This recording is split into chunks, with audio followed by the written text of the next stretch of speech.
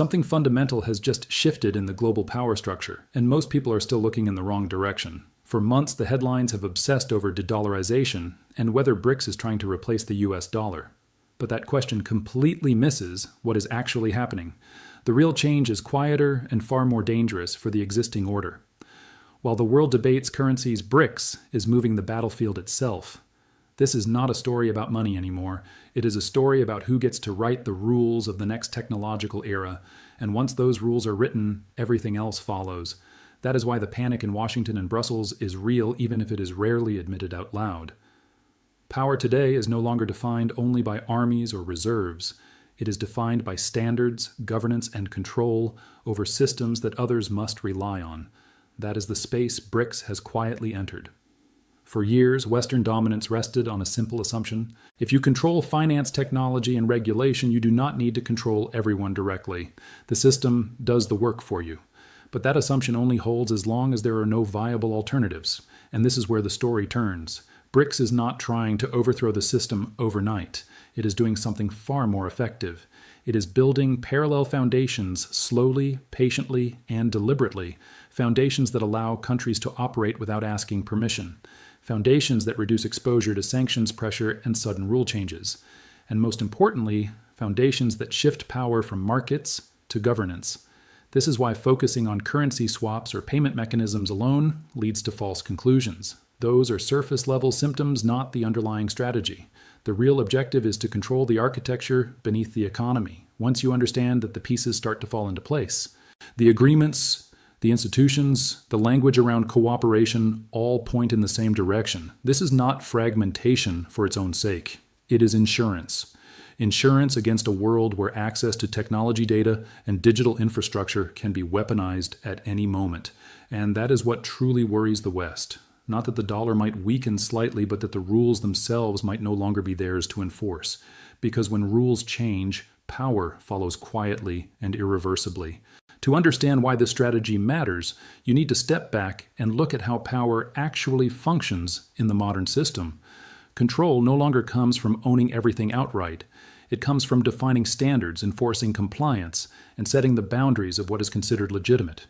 Whoever governs the system governs the outcomes. For decades, that role belonged almost entirely to Western institutions. They set the technical norms, the legal frameworks, and the ethical language that shaped global technology adoption. Access to markets and innovation flowed through those channels.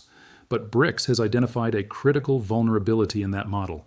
Governance only works when everyone accepts the authority behind it.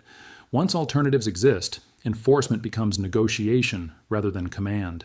This is where the concept of governance replaces the obsession with raw technology. Artificial intelligence is not just software. It is a system that requires data infrastructure, compute access, regulatory approval, and cross-border interoperability. If any one of those layers is controlled externally, sovereignty becomes conditional. That is the lesson many countries have learned the hard way over the past decade. BRICS' response is not to race the West model for model, it is to reshape the environment in which models operate. By coordinating on governance principles, data rules, and deployment norms, BRICS is positioning itself where influence compounds over time. This approach is slower but far more resilient. Instead of asking who has the most advanced tools, it asks who decides how tools can be used. That distinction changes everything. It turns power from a competitive race into a structural advantage. And it explains why the rhetoric coming out of BRICS forums increasingly emphasizes stability, inclusion, and development rather than dominance. This language is not accidental. It is designed to attract countries that feel trapped between dependency and exclusion, countries that cannot afford to align fully with one bloc without risking their own autonomy. In that context, BRICS governance framework functions as a shield. It does not promise superiority, it promises predictability. And in a volatile world, predictability is power.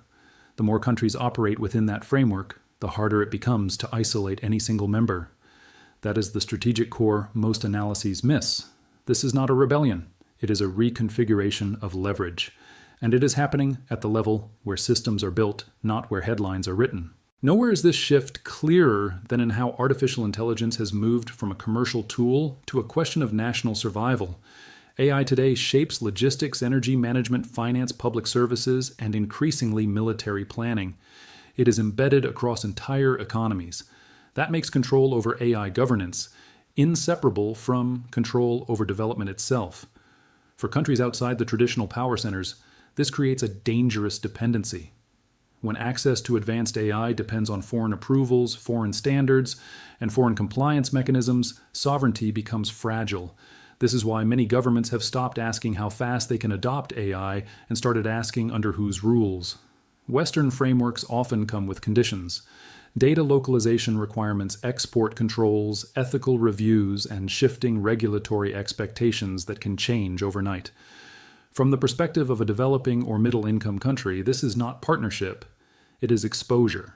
BRICS offers something different. Not technological miracles, but participation in shaping the rules from the start. This is a fundamental psychological shift. Instead of being rule takers, countries become rule contributors. Instead of adapting to external compliance, they co-design standards that reflect their own priorities. That matters because AI governance determines who owns data, who trains models, and who benefits from productivity gains. It also determines who bears the risk when systems fail. By framing AI as a shared governance challenge, BRICS lowers the cost of entry for countries that would otherwise be marginalized. This is not charity, it is strategic alignment. Each additional participant strengthens the legitimacy of the framework and weakens the monopoly of existing systems. Over time, this changes bargaining power. When alternatives exist, sanctions lose precision, export controls lose reach, and political pressure becomes more expensive to sustain. That is why AI has become the focal point of this broader transformation. It sits at the intersection of economy, security, and sovereignty. And once governance shifts at that intersection, the ripple effects extend far beyond technology. They reshape how power is exercised globally, not through confrontation but through structure, not through declarations but through participation. This is the logic driving the current moment, and it is only beginning to reveal its full consequences. The reaction from the West to this quiet shift has been faster and more coordinated than many expected, and that alone reveals how seriously it is being taken. Washington and Brussels understand one thing very clearly. Whoever governs artificial intelligence governance will shape the economic and security environment of the next several decades. That is why the response has followed three parallel tracks. The first is technological containment. Export controls on advanced semiconductors have tightened year after year with the explicit goal of slowing down rivals' ability to scale AI systems. But this is not just about chips, it is about keeping entire ecosystems dependent on Western supply chains, approvals, and compliance regimes. The second track is narrative pressure. Western media and policy institutions increasingly frame alternative governance models as risks to freedom, innovation, or ethics. This framing is not accidental. It is designed to raise the political cost for countries considering alignment outside the Western system. If cooperation is perceived as reputationally dangerous, fewer governments will openly pursue it. The third track is competitive substitution. Rather than relying only on restrictions, Western-backed alliances are pouring capital into digital infrastructure projects across Africa, Asia, and Latin America. Data centers, cloud platforms, and connectivity initiatives are being offered as ready-made solutions. The message is clear. There is no need to look elsewhere. But here is the paradox. The more aggressively these strategies are deployed, the more they expose the underlying vulnerability. Containment only works when alternatives are weak, narrative control only works when legitimacy is uncontested, and substitution only works when cost, speed, and flexibility are competitive. In many regions, that is no longer the case. Governments are increasingly wary of dependence on systems that can be politicized overnight. Each sanction, each export ban, each sudden regulatory shift reinforces that concern. Instead of deterring alignment, this pressure accelerates hedging behavior. Countries do not need to reject the West to seek insurance. They only need options. And BRICS governance initiatives provide exactly that. Not confrontation, but leverage. Not replacement, but diversification. This is why Western responses feel urgent. They are not trying to stop a revolution. They are trying to slow a diffusion of influence that becomes harder to reverse with every additional participant. To see where this competition is actually being decided, you have to look below policy statements and summit declarations and focus on infrastructure. This is the layer where power becomes tangible. Telecommunications networks, data centers, cloud capacity, and physical connectivity determine whose standards become embedded by default. In this domain, BRICS and especially China have moved with remarkable speed. Cost matters, financing matters, delivery timelines matter. In many developing regions, the choice is not ideological, it is practical. Western solutions often arrive with higher costs, longer procurement cycles, and complex compliance requirements. By contrast, BRICS-linked providers offer bundled financing, faster deployment, and fewer political conditions. Over time, this creates structural lock-in. Once a country builds its digital backbone on a particular architecture, switching becomes expensive and disruptive. This is why infrastructure is the silent multiplier. It does not generate headlines, but it shapes behavior. Control over data flows is particularly critical. New fiber optic routes are increasingly designed to bypass traditional Western hubs.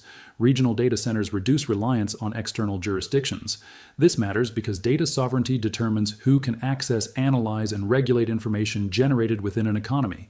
When data no longer needs to transit through Western-controlled nodes, the leverage associated with oversight and monitoring declines. At the same time, parallel systems reduce exposure to extraterritorial enforcement. This does not eliminate risk, but it redistributes it. And redistribution is often enough to change negotiating dynamics.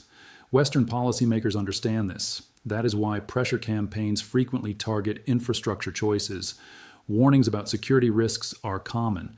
But for many governments, the greater risk lies in dependency without recourse. Infrastructure built through BRICS-aligned partnerships offers redundancy. It allows states to balance relationships rather than submit to them.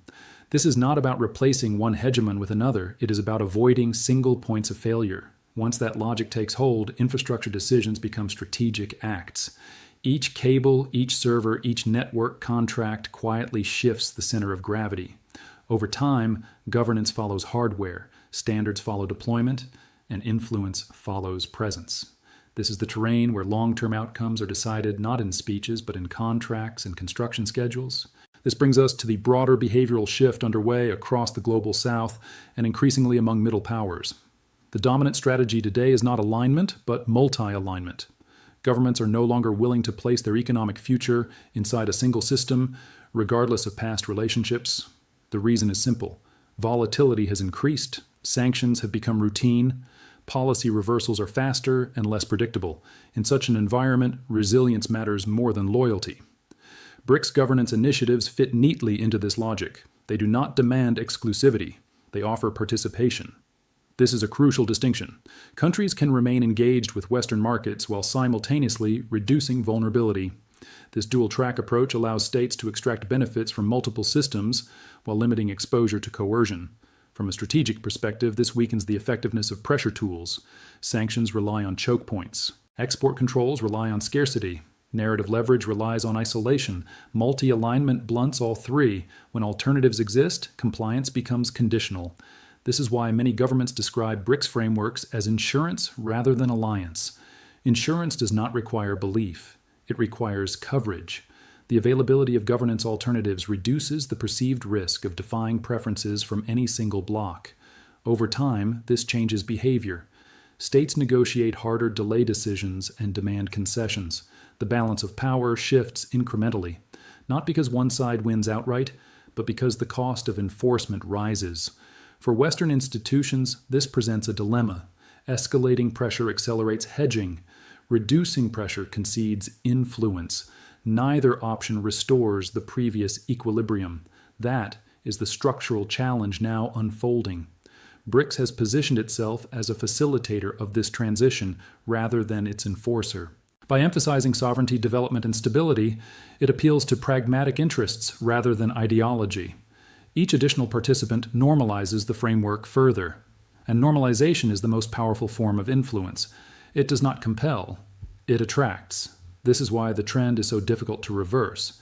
Once diversification becomes standard practice, dependence looks reckless. And in a world shaped by uncertainty, risk management becomes the primary driver of alignment. No country illustrates this new reality more clearly than India. New Delhi is not hedging out of indecision. It is hedging from a position of calculation. India understands that technological power today is not binary. You do not choose one system and abandon all others. You layer them. India has deep integration with Western technology markets, from software services to venture capital to semiconductor design partnerships. At the same time, it is actively shaping and participating in BRICS governance initiatives. This is not contradiction, it is leverage. By engaging both systems, India maximizes autonomy. It avoids being locked into standards it did not help design while preserving access to advanced markets.